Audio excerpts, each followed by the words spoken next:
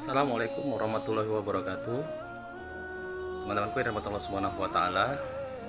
Video kali ini kita akan mendengarkan sedikit tentang kisah usia 40 tahunnya Ustadz Felix Shaw. Tentunya kita mengetahui siapa sih Ustadz Felix Shaw tersebut. Beliau adalah dai yang cukup terkenal di Indonesia ini. Dan beliau juga akan nanti membicarakan tentang Palestina, Gaza, dan demonstrasi seluruh dunia dan bahkan Indonesia.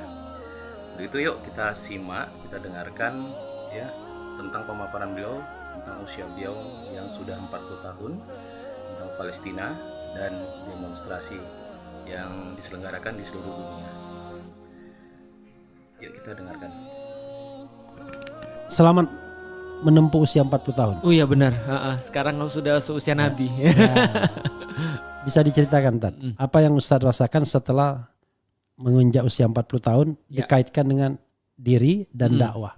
Sebenarnya deg-degan ya Prof ya, karena di orang Chinese pun kita meyakini bahwa 40 tahun itu spesial. Jadi dari dulu tuh orang tua selalu bilang atau orang Chinese selalu bilang kalau ada orang udah sampai 40 tahun dia belum jadi apa-apa, maka dia bukan siapa-siapa. Tapi kalau dia sudah ada sesuatu yang menjadi karya dia, mudah-mudahan dia sudah jadi siapa-siapa. Nah jadi bagi saya 40 tahun tuh agak sedikit deg-degan dan memang beda menilai 40 tahun Hijriah sama 40 tahun yang bersifat ini ya, apa namanya? Masehi. Karena kan tapi kalau Hijriah kan Ustadz udah lebih. Iya 41 atau 42 tahun lah. Mungkin karena 42 ya anggap aja 40 yang Masehinya ini. 40 yang Masehi. Iya. Nah jadi bagi saya 40 itu adalah sebuah usia pembuktian sih. Kalau seandainya di dalam Al-Quran tuh kita disuruh lebih banyak untuk bersyukur, lebih banyak untuk memperhatikan orang tua dan memperhatikan anak. Jadi seolah-olah kita tuh ada di persimpangan antara kemudian masa lalu dan masa depan. Masa lalu kita mungkin adalah orang tua kita dan masa depan kita adalah anak-anak kita. Nah bagi dakwah saya pikir ini adalah sebuah tahun yang cukup ujian bagi saya. 2023 itu menjelang 40 tahun saya sempat bikin satu video judulnya Dear Allah I'm Done. Karena saya merasa bahwa hampir 40 ini kok kayak dakwah saya tuh dibanting oleh Allah. Seolah-olah yang saya bangun selama hampir 40 tahun tuh kayak nggak ada apa-apanya. Tapi ternyata di bulan Oktober dibangun 40 tahun. Dibangun sampai umur 40 tahun lah ya. Berarti udah 20 tahun masuk Islam.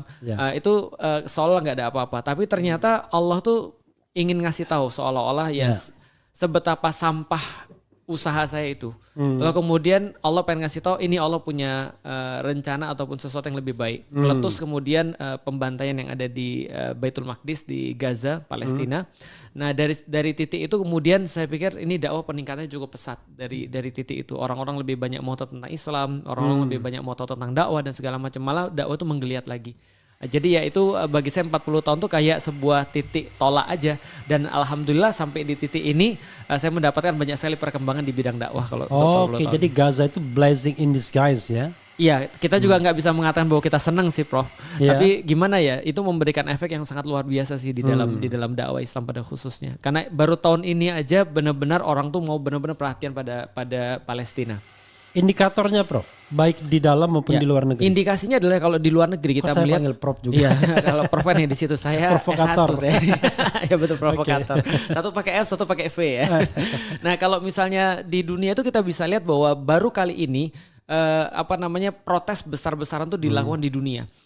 Semua tempat mencatat itu protes besar-besaran terjadi pada tahun 2023 dan 2024 ini, khususnya berkaitan dengan Palestina. Dan menurut saya yang paling penting bukan itu sih, tapi betapa kayak tabir ataupun topeng ataupun semacam kayak sihir ya yang dibuat oleh Israel. Israel itu kan sangat ahli ya. Dia tuh sangat sangat pro di bidang propaganda, sangat pro di bidang penipuan lah gampangnya seperti itu lewat media. Bahkan mereka punya sebuah program khusus dan badan khusus untuk itu. Tapi itu hancur berantakan. Nah maka itu baru pertama kali kita lihat sih bahwa semuanya bisa keluar dan akhirnya apa yang dilakukan oleh penduduk di Gaza pada khususnya dan Palestina pada umumnya itu memberikan pengajaran pada dunia bahwa ini loh tentang keadilan, tentang kejujuran, tentang standar ganda dan segala macam. Ini semua terjadi di tahun-tahun ini. Ini shiftingnya ini signifikan ya. Sangat-sangat signifikan sekali. Di Indonesia aja ada banyak sekali orang-orang yang dari dulu nggak pernah tersentuh, dan kita tahu permasalahan Palestina ini kan bukan dari tahun 2023, tapi sebenarnya udah lama sekali. Misalnya kalau saya aja secara pribadi 2002 masuk Islam, Prof, itu baru benar-benar memperhatikan masalah Palestina ini tahun 2009 sebenarnya. Nah, dari 2009 sampai 2023 itu benar-benar baru kali ini yang sangat banyak sekali mengambil perhatian orang. Apa saya salah nggak ya? Kalau kita dalam negeri demo nggak diizinkan, ya kan? Tapi kalau luar negeri diizinkan sih demonya, tapi nggak bisa gede-gedean. Ya, lebih tepatnya kita sudah dibuat semacam kayak psikologi agar kita itu takut untuk melakukan protes. Sebenarnya gitu.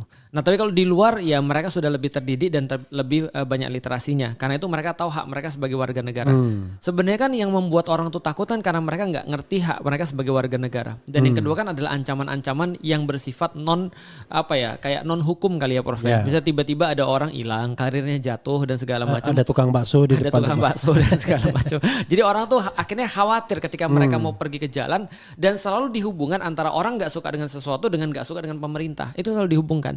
Makanya di awal-awal 7 Oktober tuh ada semacam suara kan ya. Orang-orang yang peduli pada Palestina adalah orang-orang yang dalam tanda kutip mudah untuk diradikalisasi. Lalu kemudian mereka ekstrim, mereka membenci pemerintah dan segala macam. Padahal kita nggak ada hubungannya dengan itu. Tapi apa saya salah ya kalau mengatakan bahwa demo Palestina itu sekarang jauh lebih mudah. Bahkan kemarin elemen pemerintahan seperti Menteri Luar Negeri ikut juga. Betul. Walaupun saya mengatakan itu karena menjelang pemilu sih. Betul.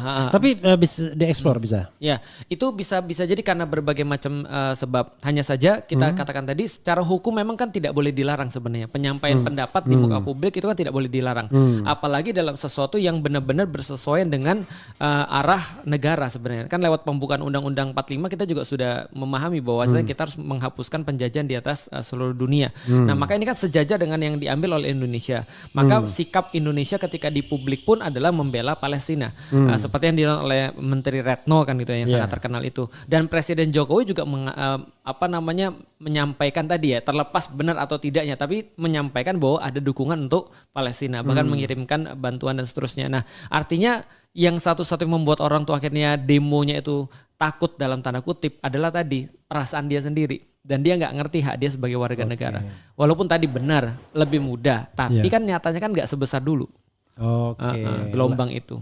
Maksudnya dulu itu yang 212 ya? 212, lalu kemudian sebelum-sebelumnya kan ada aksi-aksi Palestina dan segala macam. Lebih tepatnya sekarang mungkin ya ada banyak faktor, mungkin ada perubahan, ada ketakutan, ada mungkin mereka sudah banyak di sosial media, sehingga kalau kita lihat dari segi itu sosial media benar-benar pecah sih sebenarnya dengan isu ini. Tapi